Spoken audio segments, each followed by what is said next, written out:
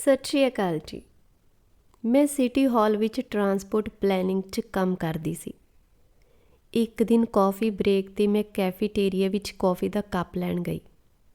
ਮੈਂ ਦੇਖਿਆ ਕਿ ਕੈਸ਼ ਮਸ਼ੀਨ 'ਤੇ ਇੱਕ 50 ਕੁ ਸਾਲਾਂ ਦੀ ਪੰਜਾਬੀ ਔਰਤ ਬੜੇ ਸੁਚੱਜੇ ਢੰਗ ਨਾਲ ਗਾਹਕ ਨਿਪਟਾ ਰਹੀ ਸੀ। ਉਸ ਨੂੰ ਗੁੱਡ ਮਾਰਨਿੰਗ ਕਹਿ ਕੇ ਪੈਸੇ ਫੜਨੇ ਅਤੇ ਬੜੇ ਅਦਬ ਨਾਲ ਸਮਾਨ ਕਾਗਜ਼ ਦੇ ਲਿਫਾਫੇ 'ਚ ਪਾ ਕੇ ਗਾਹਕਾਂ ਨੂੰ ਫੜਾਉਣ ਲੱਗਿਆਂ ਹੈਵ ਅ ਨਾਈਸ ਡੇ ਕਹਿਣਾ ਸਿੱਧ ਕਰਦਾ ਸੀ ਕਿ ਉਹ ਆਪਣੇ ਕੰਮ ਵਿੱਚ ਮੁਹਾਰਤ ਰੱਖਦੀ ਆ। ਉਮਰ ਦੇ 50ਵਿਆਂ ਵਿੱਚ ਵੀ ਉਹ ਬਹੁਤ ਸੋਹਣੀ ਲੱਗ ਰਹੀ ਸੀ। ਜਵਾਨੀ ਵਿੱਚ ਤਾਂ ਕਾਫੀ ਸੋਹਣੀ ਸੁਨੱਖੀ ਹੁੰਦੀ ਹੋਵੇਗੀ, ਮੈਂ ਮਨ ਹੀ ਮਨ ਸੋਚਿਆ। ਮੇਰੀ ਵਾਰੀ ਆਉਣ 'ਤੇ ਉਸ ਨੇ ਮੈਨੂੰ ਸਤਿ ਸ਼੍ਰੀ ਅਕਾਲ ਬੁਲਾਈ ਅਤੇ ਜਵਾਬ ਵਿੱਚ ਮੈਂ ਵੀ ਸਤਿ ਸ਼੍ਰੀ ਅਕਾਲ ਕਹਿੰਦਿਆਂ ਪੁੱਛ ਲਿਆ ਕਿ ਉਹ ਪਹਿਲੇ ਦਿਨ ਅੱਜ ਕੰਮ 'ਤੇ ਆਈ ਹੈ। ਉਹ ਕਾਹਲੀ ਨਾਲ ਪੈਸੇ ਫੜਾਉਂਦਿਆਂ ਬੋਲੀ, ਨਹੀਂ ਜੀ, ਕੁਝ ਦਿਨਾਂ ਤੋਂ ਆ ਰਹੀ ਹਾਂ। ਗਾਹਕਾਂ ਦੀ ਲੰਮੀ ਕਤਾਰ ਵੇਖ ਕੇ ਮੈਂ ਬਹੁਤੀ ਗੱਲ ਕਰਨੀ ਠੀਕ ਨਹੀਂ ਸਮਝੀ, ਪਰ ਉਹਦੀ ਕਮੀਜ਼ 'ਤੇ ਟੰਗੀ ਨੇਮ ਪਲੇਟ ਤੋਂ ਉਹਦਾ ਨਾਮ ਪੜ੍ਹ ਲਿਆ ਸੀ, ਪ੍ਰੀਤ ਬਰਾੜ। ਉਸ ਤੋਂ ਬਾਅਦ ਉਹਦਾ ਮਿਲਣਾ ਆਮ ਹੋ ਗਿਆ। ਉਹ ਦੂਰੋਂ ਦੇਖ ਕੇ ਮੈਨੂੰ ਹੈਲੋ ਆਖਦੀ ਅਤੇ ਮੈਂ ਉਸ ਨਾਲ ਨੇੜਤਾ ਦਿਖਾਉਣ ਲੱਗ ਪਈ। ਮੇਰੇ ਤੇ ਉਹਦੇ ਕੰਮ ਦੇ ਘੰਟੇ ਨਹੀਂ ਸੀ ਮਿਲਦੇ, ਇਸੇ ਕਾਰਨ ਇਹ ਹੈਲੋ ਹਾਏ ਦਾ ਸਿਲਸਿਲਾ ਕਈ ਮਹੀਨੇ ਚੱਲਦਾ ਰਿਹਾ। ਸਮਾਂ ਬੀਤਦਾ ਗਿਆ, ਦਿਨ, ਮਹੀਨੇ ਅਤੇ ਫਿਰ 2 ਸਾਲ ਲੰਘ ਗਏ। ਇੱਕ ਦਿਨ ਪ੍ਰੀਤ ਮੈਨੂੰ ਸਵੇਰੇ ਸਵੇਰੇ ਟ੍ਰੇਨ ਵਿੱਚ ਮਿਲੀ। ਜਿਵੇਂ ਹੀ ਮੈਂ ਟ੍ਰੇਨ ਦੇ ਅੰਦਰ ਪੈਰ ਰੱਖਿਆ, ਉਸ ਨੂੰ ਇੱਕ ਸੀਟ 'ਤੇ ਬੈਠਿਆਂ ਦੇਖ ਕੇ ਮੈਂ ਹੈਰਾਨ ਹੋ ਗਈ। ਸਬੱਬ ਨਾਲ ਉਹਦੇ ਨਾਲ ਦੀ ਸੀਟ ਖਾਲੀ ਪਈ ਸੀ। ਉਸ ਨੂੰ ਦੇਖ ਕੇ ਤਾਂ ਮੈਨੂੰ ਚਾਅ ਜਿਹਾ ਚੜ੍ਹ ਗਿਆ। ਮੈਂ ਉਹਦੇ ਨਾਲ ਦੀ ਖਾਲੀ ਪਈ ਸੀਟ 'ਤੇ ਬੈਠ ਗਈ। ਪ੍ਰੀਤ ਨੇ ਆਪਣੇ ਪਰਸ 'ਚੋਂ ਛੋਟੀ ਜਿਹੀ ਨੋਟਬੁੱਕ ਕੱਢੀ ਅਤੇ ਮੇਰਾ ਨੰਬਰ ਮੰਗਣ ਲੱਗ ਪਈ। ਮੈਂ ਆਪਣੇ ਦਫ਼ਤਰ ਦਾ ਆਪਣੀ ਪਰਸਨਲ ਲਾਈਨ ਦਾ ਨੰਬਰ ਦੇ ਦਿੱਤਾ, ਪਰ ਉਸ ਨੇ ਘਰ ਦਾ ਫ਼ੋਨ ਨੰਬਰ ਵੀ ਮੰਗ ਲਿਆ। ਮੈਂ ਬਿਨਾਂ ਕਿਸੇ ਝਿਜਕ ਦੇ ਦੋਨੋਂ ਨੰਬਰ ਉਸ ਨੂੰ ਲਿਖਵਾ ਦਿੱਤੇ। ਆਪਣੀ ਨੋਟਬੁੱਕ ਵਾਪਸ ਪਰਸ ਵਿੱਚ ਪਾਉਂਦਿਆਂ ਪ੍ਰੀਤ ਨੇ ਮੇਰੇ 'ਤੇ ਸਵਾਲ ਕੀਤਾ, ਕੀ ਇਹ ਗਿੱਲ ਗੋਤ ਤੁਹਾਡੇ ਸਹੁਰਿਆਂ ਦਾ ਗੋਤ ਹੈ? ਮੈਨੂੰ ਇਸ ਸਵਾਲ 'ਤੇ ਕੋਈ ਹੈਰਾਨੀ ਨਾ ਹੋਈ, ਕਿਉਂਕਿ ਪੰਜਾਬੀ ਔਰਤਾਂ 'ਚ ਇਹ ਆਮ ਜਿਹੀ ਗੱਲ ਹੈ ਕਿ ਕਿਸੇ ਨੂੰ ਮਿਲਣ ਸਮੇਂ ਉਹ ਪਹਿਲਾਂ ਪੇਕਿਆਂ ਅਤੇ ਸਹੁਰਿਆਂ ਦਾ ਪਿੰਡ ਅਤੇ ਗੋਤ ਬਾਰੇ ਜ਼ਰੂਰ ਗੱਲਾਂ ਕਰਦੀਆਂ ਨੇ। ਹਾਂ, ਗਿੱਲ ਮੇਰੇ ਸਹੁਰਿਆਂ ਦਾ ਗੋਤ ਹੈ ਅਤੇ ਮੇਰੇ ਪੇਕੇ ਧਾਲੀਵਾਲ ਨੇ, ਮੈਂ ਕਿਹਾ। ਮੇਰੇ ਮੂੰਹੋਂ ਧਾਲੀਵਾਲ ਸੁਣ ਕੇ ਪ੍ਰੀਤ ਦੀਆਂ ਅੱਖਾਂ ਚਮਕ ਉੱਠੀਆਂ। ਲੈ, ਫਿਰ ਤਾਂ ਆਪਾਂ ਭੈਣਾਂ ਭੈਣਾਂ ਹੋਈਆਂ, ਮੈਂ ਵੀ ਧਾਲੀਵਾਲਾਂ ਦੀ ਧੀ ਹਾਂ, ਕਹਿ ਕੇ ਪ੍ਰੀਤ ਨੇ ਮੇਰਾ ਹੱਥ ਆਪਣੇ ਹੱਥਾਂ 'ਚ ਘੁੱਟ ਲਿਆ। ਮੈਨੂੰ ਵੀ ਉਹ ਡਾਢੀ ਪਿਆਰੀ ਜਿਹੀ ਲੱਗੀ ਸੀ, ਕੁਝ ਆਪਣੀ ਆਪਣੀ ਜਿਹੀ। ਗੱਲ ਨੂੰ ਅੱਗੇ ਤੋਰਦਿਆਂ ਉਹਨੇ ਦੱਸਿਆ ਕਿ ਉਸ ਨੇ ਹੁਣ ਨਵਾਂ ਘਰ ਲੈ ਲਿਆ, ਹੁਣ ਉਹ ਕੰਮ 'ਤੇ ਟ੍ਰੇਨ 'ਤੇ ਆਇਆ ਕਰੇਗੀ। ਇੱਕ ਦਿਨ ਉਹ ਮੈਨੂੰ ਕੁਝ ਉਦਾਸ ਜਿਹੀ ਜਾਪੀ। ਪਹਿਲੀ ਵਾਰ ਟ੍ਰੇਨ ਵਿੱਚ ਇੰਨਾ ਕੋਲ ਹੋ ਕੇ ਮਿਲੀ ਸੀ। ਉਹਦੀ ਉਦਾਸੀ ਦਾ ਕਾਰਨ ਪੁੱਛਣਾ ਮੈਂ ਮੁਨਾਸਿਬ ਨਾ ਸਮਝਿਆ। ਮੈਂ ਇੰਨਾ ਹੀ ਕਹਿ ਸਕੀ, ਘਰ ਪਰਿਵਾਰ ਸਭ ਠੀਕ ਹੈ? ਉਹਨੇ ਮਾਮੂਲੀ ਜਿਹੀ ਹਾਂ ਵਿੱਚ ਸਿਰ ਹਿਲਾਇਆ। ਮੈਂ ਸਮਝ ਗਈ ਕਿ ਸਭ ਕੁਝ ਠੀਕ ਨਹੀਂ ਹੈ, ਪਰ ਮੈਂ ਚੁੱਪ ਰਹਿਣਾ ਠੀਕ ਸਮਝਿਆ। ਟ੍ਰੇਨ ਦੀ ਤੇਜ਼ ਰਫ਼ਤਾਰ ਨੇ 6-7 ਮਿੰਟਾਂ 'ਚ ਸਿਟੀ ਹਾਲ ਦੇ ਸਟੇਸ਼ਨ 'ਤੇ ਲਾ ਦਿੱਤਾ। ਅਸੀਂ ਦੋਨੋਂ ਕਾਹਲੀ ਕਦਮੀ ਸਿਟੀ ਹਾਲ ਪੁੱਜੀਆਂ। ਉਹ ਕੈਫੇਟੇਰੀਆ ਵਿੱਚ ਚਲੀ ਗਈ ਅਤੇ ਮੈਂ ਆਪਣੇ ਦਫ਼ਤਰ ਪੁੱਜ ਗਈ। ਹੁਣ ਉਹ ਕਦੇ-ਕਦੇ ਮੈਨੂੰ ਟ੍ਰੇਨ 'ਚ ਮਿਲ ਜਾਂਦੀ ਸੀ।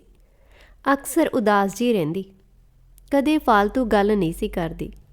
ਗੱਲ ਕਰਦੀ ਵੀ ਕਿਵੇਂ, ਸਮਾਂ ਹੀ ਨਹੀਂ ਸੀ ਮਿਲਦਾ। ਟ੍ਰੇਨ 'ਚ ਮਿਲਣਾ ਅਤੇ ਗੱਲ ਇੱਕ ਦੂਜੇ ਨੂੰ ਹੈਲੋ ਕਹਿਣ ਤੱਕ ਹੀ ਸੀਮਤ ਰਹਿੰਦੀ। ਆਮ ਕਰਕੇ ਉਸ ਸਮੇਂ ਸਾਰੀ ਟ੍ਰੇਨ ਭਰੀ ਹੁੰਦੀ ਸੀ। ਬਹੁਤ ਸਾਰੇ ਲੋਕ ਡੰਡਿਆਂ ਨੂੰ ਹੱਥ ਪਾਈ ਖੜ੍ਹੇ ਹੁੰਦੇ। ਟ੍ਰੇਨ ਤੋਂ ਉਤਰ ਕੇ ਸੜਕ ਕ੍ਰਾਸ ਕਰਕੇ ਲੇਟ ਹੋਣ ਦੇ ਡਰ ਤੋਂ ਭੱਜ ਪੈਣਾ। ਉਸ ਨੂੰ ਮੇਰੇ ਤੋਂ ਜ਼ਿਆਦਾ ਕਾਹਲ ਹੁੰਦੀ ਸੀ। ਮੈਂ ਤਾਂ 10-12 ਮਿੰਟ ਪਹਿਲਾਂ ਹੀ ਜਾਂਦੀ ਸੀ, ਨਾਲੇ ਮੇਰੇ ਦਫ਼ਤਰ 'ਚ 4-5 ਮਿੰਟ ਲੇਟ ਹੋਣਾ ਕੋਈ ਖਾਸ ਗੱਲ ਨਹੀਂ ਸੀ ਹੁੰਦੀ। ਸਮਾਂ ਬੀਤਦਾ ਗਿਆ, ਦਿਨ, ਮਹੀਨੇ, ਫਿਰ ਪੂਰਾ ਸਾਲ ਲੰਘ ਗਿਆ। ਇੱਕ ਦਿਨ ਮੇਰੇ ਡੈਸਕ ਵਾਲੇ ਫ਼ੋਨ ਦੀ ਘੰਟੀ ਖੜਕੀ। ਫ਼ੋਨ ਪ੍ਰੀਤ ਦਾ ਸੀ। ਫ਼ੋਨ ਦੀ ਕਾਲਰ ਆਈਡੀ ਤੋਂ ਮੈਂ ਕੈਫੇਟੇਰੀਆ ਪੜ੍ਹ ਲਿਆ ਸੀ। ਪ੍ਰੀਤ ਹੀ ਹੋਣੀ ਹੈ, ਹੋਰ ਕਿਹਨੇ ਫ਼ੋਨ ਕਰਨਾ ਮੈਨੂੰ ਉੱਥੋਂ? ਮੈਂ ਆਪਣੇ ਆਪ ਨੂੰ ਕਿਹਾ। ਮੈਂ ਹੌਲੀ ਜਿਹੀ ਹੈਲੋ ਕਿਹਾ ਤਾਂ ਜੋ ਪੰਜਾਬੀ ਵਿੱਚ ਕੀਤਾ ਵਾਰਤਾਲਾਪ ਦਫ਼ਤਰ ਵਿੱਚ ਕੰਮ ਕਰਨ ਵਾਲੇ ਦੂਜੇ ਲੋਕਾਂ ਨੂੰ ਪ੍ਰਭਾਵਿਤ ਨਾ ਕਰੇ। ਭੈਣੇ, ਮਨ ਉਦਾਸ ਸੀ ਤੇ ਬ੍ਰੇਕ 'ਤੇ ਸੀ। ਸੋਚਿਆ ਤੁਹਾਡੇ ਨਾਲ ਗੱਲ ਕਰ ਲਵਾਂ। ਮੈਂ ਸਮਝ ਗਈ ਕਿ ਗੱਲ 5 ਮਿੰਟ ਜਾਂ 2 ਮਿੰਟ ਦੀ ਨਹੀਂ ਹੋਣੀ, ਇਸ ਲਈ ਦਫ਼ਤਰ ਦੇ ਸਮੇਂ ਠੀਕ ਨਹੀਂ ਹੋਵੇਗਾ। ਮੈਂ ਪਿਆਰ ਤੇ ਅਪਣੱਤ ਜਤਾਉਂਦੇ ਕਿਹਾ, ਪ੍ਰੀਤ, ਇਸ ਵੇਲੇ ਦਫ਼ਤਰ 'ਚ ਬਹੁਤ ਕੰਮ ਆ, ਆਪਾਂ ਬਾਅਦ 'ਚ ਗੱਲ ਕਰਾਂਗੇ। ਜੇ ਠੀਕ ਸਮਝੋ ਤਾਂ ਮੈਂ ਸ਼ਾਮ ਨੂੰ ਘਰ ਜਾ ਕੇ ਫੋਨ ਕਰ ਲਵਾਂਗੀ। ਤੁਹਾਡਾ ਲੰਚ ਟਾਈਮ ਕਦੋਂ ਹੁੰਦਾ? ਪ੍ਰੀਤ ਨੇ ਪੁੱਛਿਆ। ਮੈਂ ਸਮਝ ਗਈ ਕਿ ਉਹ ਮੈਨੂੰ ਲੰਚ ਟਾਈਮ 'ਚ ਮਿਲਣਾ ਚਾਹੁੰਦੀ ਹੈ। ਮੈਂ 12 ਤੇ 1 ਵਜੇ ਦੇ ਵਿਚਕਾਰ ਜਦੋਂ ਵੀ ਬ੍ਰੇਕ ਲੈ ਸਕਦੀ ਹਾਂ। 1 ਘੰਟਾ ਵਿਹਲ ਹੁੰਦੀ ਆ। ਤੁਹਾਡੇ ਹਿਸਾਬ ਨਾਲ ਮੈਂ ਥੱਲੇ ਕੈਫੇਟੇਰੀਆ ਮੂਹਰੇ ਆ ਜਾਵਾਂਗੀ, ਮੈਂ ਕਿਹਾ। ਮਿੱਥੇ ਸਮੇਂ ਅਨੁਸਾਰ ਮੈਂ ਕੈਫੇਟੇਰੀਆ ਦੇ ਬਾਹਰ ਨਿਕਲਣ ਵਾਲੇ ਦਰਵਾਜ਼ੇ ਕੋਲ ਚਲੀ ਗਈ। ਉਹ ਬਹੁਤ ਉਦਾਸ ਸੀ। ਅੱਖਾਂ ਦੀ ਲਾਲੀ ਦੱਸ ਰਹੀ ਸੀ ਕਿ ਹੁਣੇ-ਹੁਣੇ ਰੋ ਕੇ ਹਟੀ ਆ। ਮੈਨੂੰ ਦੇਖ ਕੇ ਉਹਨੇ ਅੱਖਾਂ ਫਿਰ ਭਰ ਲਈਆਂ। ਅਸੀਂ ਬਿਨਾਂ ਇੱਕ ਦੂਜੇ ਨਾਲ ਗੱਲ ਕੀਤਿਆਂ ਸਿਟੀ ਹਾਲ ਨਾਲ ਲੱਗਦੇ ਪਾਰਕ 'ਚ ਜਾ ਬੈਠੀਆਂ। ਅੱਜ ਬਹੁਤ ਸੋਹਣਾ ਦਿਨ ਹੈ, ਧੁੱਪ ਵੀ ਬਹੁਤ ਪਿਆਰੀ ਹੈ, ਮੈਂ ਚੁੱਪ ਤੋੜਨ ਲਈ ਕਿਹਾ। ਪ੍ਰੀਤ ਨੇ ਮੇਰੀ ਗੱਲ ਦਾ ਕੋਈ ਹੁੰਗਾਰਾ ਨਾ ਭਰਿਆ। ਮੈਨੂੰ ਜਾਪਿਆ ਜਿਵੇਂ ਉਹਨੇ ਮੇਰੀ ਗੱਲ ਸੁਣੀ ਹੀ ਨਹੀਂ। ਮੈਂ ਜਾਣਦੇ ਹੋਏ ਵੀ ਕਿ ਉਹਦਾ ਧਿਆਨ ਅੱਜ ਦੇ ਮੌਸਮ ਵਿੱਚ ਬਿਲਕੁਲ ਨਹੀਂ। ਮੌਸਮ ਦੀ ਗੱਲ ਛੇੜੀ ਸੀ। ਮੈਂ ਤਾਂ ਕੋਸ਼ਿਸ਼ ਕਰ ਰਹੀ ਸੀ ਕਿ ਕਿਵੇਂ ਨਾ ਕਿਵੇਂ ਉਹ ਆਪਣੇ ਦਿਲ ਦੀ ਭੜਾਸ ਕੱਢੇ, ਜਿਸ ਕਾਰਨ ਉਸਨੇ ਮੈਨੂੰ ਮਿਲਣ ਦਾ ਸੱਦਾ ਦਿੱਤਾ ਸੀ।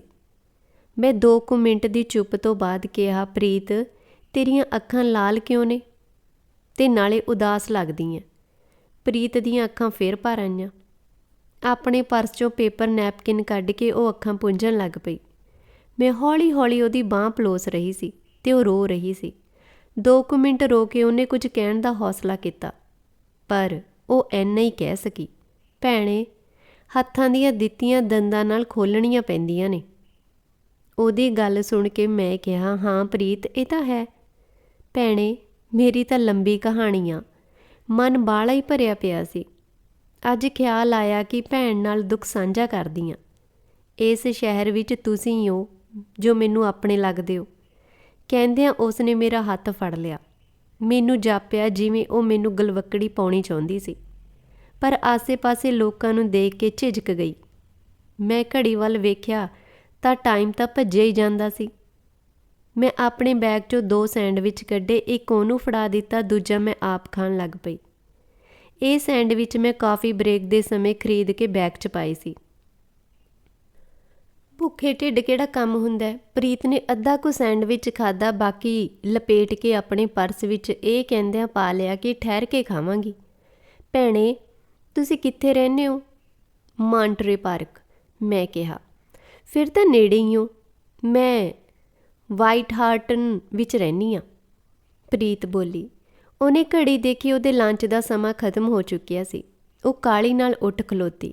ਮੈਂ ਕੈਫੇਟੇਰੀਆ ਤੱਕ ਉਹਦਾ ਸਾਥ ਦਿੱਤਾ ਤੇ ਕੁਝ ਦੇਰ ਲਈ ਮੇਨ ਲੌਬੀ ਵਿੱਚ ਨਵੇਕਲੀ ਜਿਹੀ ਕੁਰਸੀ ਵੇਖ ਕੇ ਬੈਠ ਗਈ, ਕਿਉਂਕਿ ਮੇਰੇ ਕੋਲ ਹਜੇ ਅੱਧਾ ਘੰਟਾ ਬਾਕੀ ਸੀ। ਮੈਂ ਲਗਾਤਾਰ ਪ੍ਰੀਤ ਬਾਰੇ ਸੋਚ ਰਹੀ ਸੀ ਕਿ ਉਹ ਅੱਜ ਕਿਉਂ ਉਦਾਸ ਸੀ। ਤਰ੍ਹਾਂ-ਤਰ੍ਹਾਂ ਦੇ ਖਿਆਲ ਮੇਰੇ ਮਨ ਵਿੱਚ ਘੁੰਮ ਰਹੇ ਸਨ।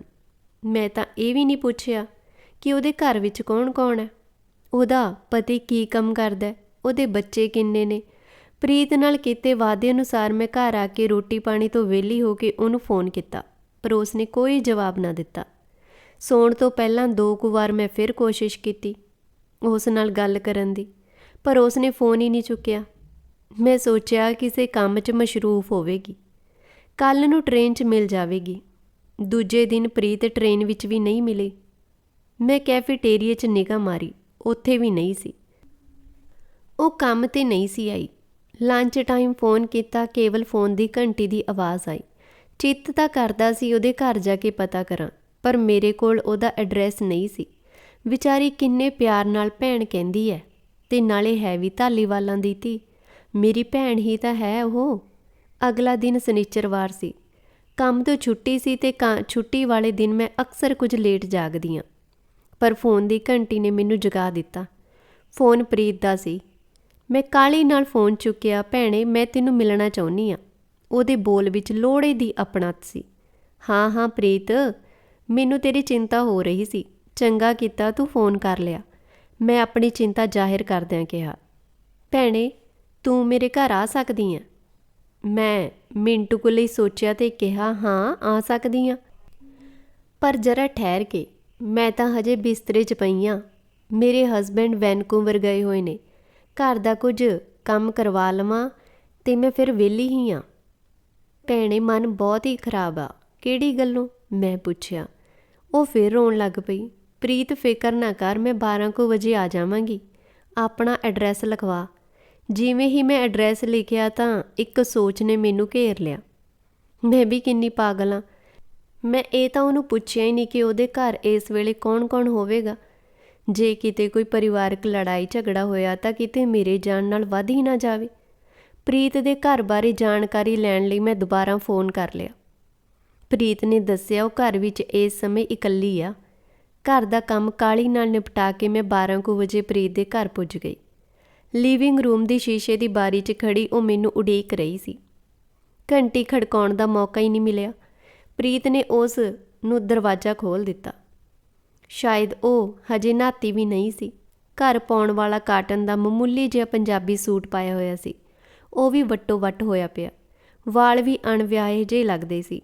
ਚਿਹਰੇ 'ਤੇ ਉਦਾਸੀ ਦੇ ਬੱਦਲ ਇੰਨੇ ਸੰਘਣੇ ਕਿ ਉਹਨਾਂ 'ਚ ਉਹਦਾ ਅਸਲ ਚਿਹਰਾ ਦਿਖਾਈ ਨਹੀਂ ਸੀ ਦਿੰਦਾ। ਅੱਖਾਂ ਸੁੱਜੀਆਂ ਹੋਈਆਂ ਤੇ ਲਾਲ ਸਨ। ਮੈਂ ਫਰਜ਼ੀ ਜਿਹੀ ਨਿਗਾਹ ਸਾਰੇ ਘਰ 'ਤੇ ਮਾਰੀ ਤੇ ਛੋਟਾ ਜਿਹਾ ਗੁਜ਼ਾਰੇ ਕੁ ਜੋਗਾ 2 ਬੈੱਡਰੂਮ ਦਾ ਘਰ ਸੀ। ਨਿੱਕੀ ਜਿਹੀ ਛੋਟੀ ਜਿਹੀ ਰਸੋਈ, ਬੇਸਮੈਂਟ ਖਾਲੀ ਜਾਪਦੀ ਸੀ। ਇੱਕ ਬੈੱਡਰੂਮ 'ਚ ਕੁਝ ਸਮਾਨ ਖਿਲਰਿਆ ਪਿਆ ਸੀ। ਕਿਚਨ ਵਿੱਚ ਤਾਜ਼ੀ ਬਣਾਈ ਚਾਹ ਵਾਲੀ ਪਤੀਲੀ ਸਟੋਵ ਉੱਪਰ ਹੀ ਪਈ ਸੀ। ਮੈਂ ਬਿਨਾਂ ਕਿਸੇ ਉਚੇਚ ਦੇ ਸੋਫੇ 'ਤੇ ਬੈਠ ਗਈ। ਪ੍ਰੀਤ ਬਿਲਕੁਲ ਮੇਰੇ ਨਾਲ ਲੱਗ ਕੇ ਬੈਠ ਗਈ, ਜਿਵੇਂ ਬੈਠਣ ਲਈ ਸਹਾਰਾ ਭਾਲਦੀ ਹੋਵੇ। ਉਹਦੇ ਚਿਹਰੇ ਤੇ ਅੱਖਾਂ ਤੋਂ ਮੈਂ ਜਾਣ ਲਿਆ ਕਿ ਇਹ ਕਿਸੇ ਵੱਡੀ ਮੁਸੀਬਤ 'ਚ ਆ। 2 ਕੁ ਮਿੰਟ ਬੈਠ ਕੇ ਉਹ ਚਾਹ ਲਿਆਉਣ ਲਈ ਉੱਠੀ। ਮੈਂ ਵੀ ਕਿਚਨ 'ਚ ਉਹਦੇ ਮਗਰ ਹੀ ਚਲੀ ਗਈ ਤੇ ਕੁਰਸੀ 'ਤੇ ਬੈਠ ਗਈ। ਪ੍ਰੀਤ ਤੂੰ ਇਕੱਲੀ ਰਹਿੰਦੀ ਐ ਇੱਥੇ? ਮੈਂ ਪੁੱਛਿਆ।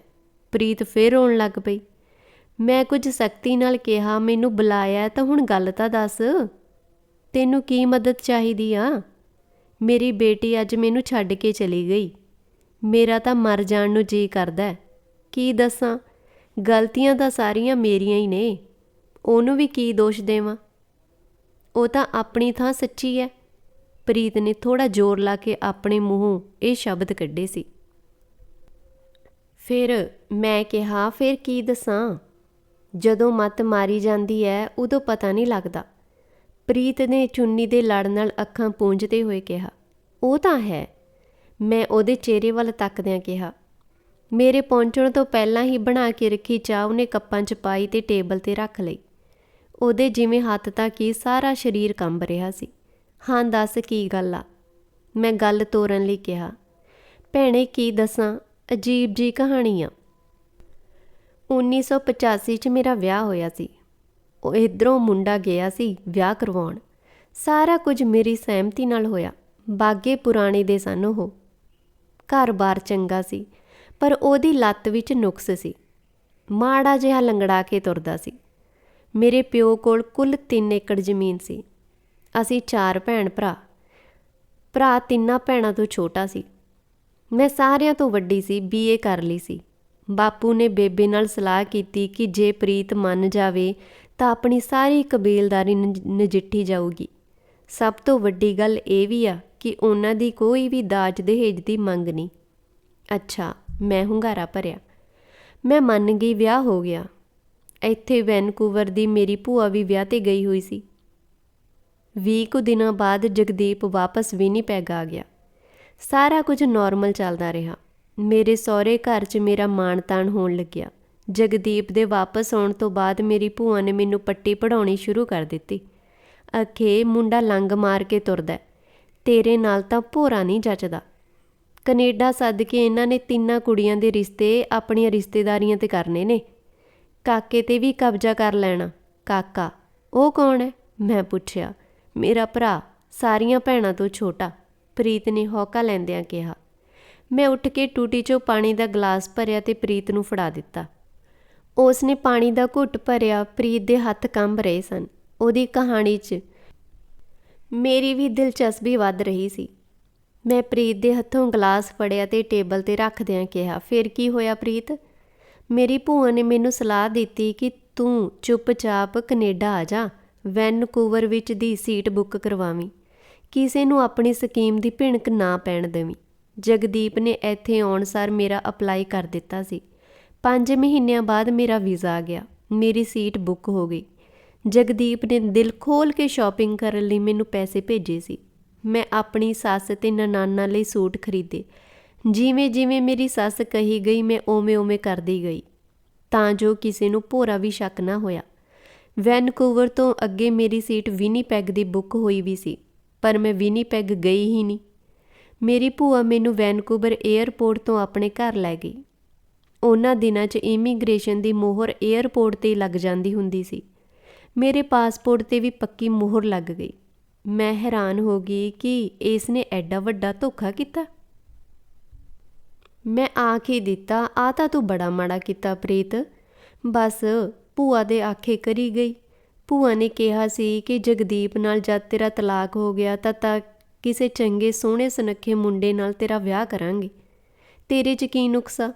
BA ਕੀਤੀ ਹੋਈ ਆ, ਸੋਹਣੀ ਸੁਨੱਖੀ ਆ, ਲੰਗੜੇ ਜਿਹੇ ਤੋਂ ਕੀ ਲੈਣਾ ਤੂੰ? ਮੇਰੀ ਮੱਤ ਮਾਰੀ ਗਈ ਸੀ। ਭੂਆ ਦੇ ਸੱਸ ਸਹੁਰਾ ਤਾਂ ਮੇਰਾ ਫੁੱਫੜ ਵੀ ਸਾਰੀ ਸਾਜ਼ਿਸ਼ ਵਿੱਚ ਸ਼ਾਮਿਲ ਸੀ। ਮੇਰੀ ਭੂਆ ਡਰਾਮਾ ਕਰੇ ਮੇਰੇ ਮਾਂ-ਪਿਓ ਮੂਹਰੇ ਕਿ ਇਹ ਜਗਦੀਪ ਨਾਲ ਰਹਿਣਾ ਨਹੀਂ ਚਾਹੁੰਦੀ। ਇਹ ਕਹਿੰਦੀ ਹੈ ਕਿ ਮੈਂ ਤਾਂ ਕੁਝ ਖਾ ਕੇ ਮਰ ਜੂੰਗੀ ਜੇ ਕਿਸੇ ਨੇ ਮੈਨੂੰ ਜਗਦੀਪ ਕੋਲ ਜਾਣ ਨੂੰ ਕਿਹਾ। ਮੇਰਾ ਬਾਪੂ ਵਿਚਾਰਾ ਮਰਨ ਵਾਲਾ ਹੋ ਗਿਆ। ਉਹਨੇ ਇੰਡੀਆ ਵਾਸਤੇ ਜਗਦੀਪ ਦੇ ਚਾਚੇ ਦੇ ਪੈਰੀ ਪੱਗ ਰੱਖੀ ਕਿ ਇਸ ਵਿੱਚ ਉਹਦਾ ਕੋਈ ਕਸੂਰ ਨਹੀਂ।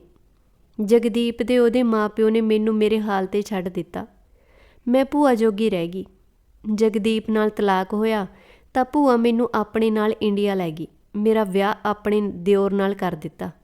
ਅਸੀਂ ਪਿੰਡ ਗਈਆਂ ਨਹੀਂ, ਸਗੋਂ ਚੰਡੀਗੜ੍ਹ ਹੀ ਰਹੀਆਂ। ਉੱਥੇ ਹੀ ਕੋਰਟ ਮੈਰਿਜ ਹੋਈ। ਕਿਸੇ ਨੂੰ ਵੀ ਸਾਡੀ ਭਿਣਕ ਨਹੀਂ ਪਈ। ਗੁਰਨੇਕ ਨੇ ਆਪਣੇ ਪਿਆਰ ਨੂੰ ਧੋਖਾ ਦੇ ਕੇ ਕਸਮਾਂ ਵਾਅਦੇ ਤੋੜ ਕੇ ਮੇਰੇ ਨਾਲ ਵਿਆਹ ਕਰਵਾ ਲਿਆ। ਇੱਥੇ ਆ ਕੇ ਉਹ ਕਦੇ-ਕਦੇ ਆਖ ਦਿੰਦਾ ਸੀ, ਨਾ ਤੂੰ ਚੰਗਾ ਕੀਤਾ ਨਾ ਮੈਂ ਚੰਗਾ ਕੀਤਾ, ਅਸੀਂ ਦੋਨੋਂ ਹੀ ਗੁਨਾਹਗਾਰ ਹਾਂ। ਮੈਂ ਤੇ ਗੁਰਨੇਕ ਨੇ ਰਲ ਕੇ ਇਨਕਮ ਬਣਾ ਕੇ ਆਪਣੇ ਘਰਦਿਆਂ ਦਾ ਅਪਲਾਈ ਕਰ ਦਿੱਤਾ। ਉਹਨਾਂ ਦੇ ਇੱਥੇ ਆਉਣ ਦਾ 10 ਕੁ ਦਿਨਾਂ ਬਾਅਦ ਇੱਕ ਦਿਨ ਕੰਮ ਤੋਂ ਆਉਂਦੇ ਸਮੇਂ ਗੁਰਨੇਕ ਦਾ ਐਕਸੀਡੈਂਟ ਹੋ ਗਿਆ। ਤੁਰ ਗਿਆ ਜਹਾਨੋਂ। ਪ੍ਰੀਤ ਦੀ ਭੁੱਬ ਨਿਕਲ ਗਈ। ਓਹੋ, ਇਹ ਤਾਂ ਬਹੁਤ ਮਾੜਾ ਹੋਇਆ। ਮੈਂ ਪ੍ਰੀਤ ਦਾ ਹੱਥ ਘੁੱਟਦਿਆਂ ਕਿਹਾ, ਹਾਂ ਭੈਣੇ, ਇਹ ਤਾਂ ਹੋਣਾ ਹੀ ਸੀ। ਮੇਰੇ ਗੁਨਾਹਾਂ ਦੀ ਸਜ਼ਾ ਮੈਨੂੰ ਹੀ ਤਾਂ ਮਿਲਣੀ ਸੀ। ਅਮਨ ਦਾ ਜਨਮ ਗੁਰਨੇਕ ਤੋਂ ਬਾਅਦ ਉਹਦੀ ਮੌਤ ਤੋਂ ਬਾਅਦ ਹੋਇਆ।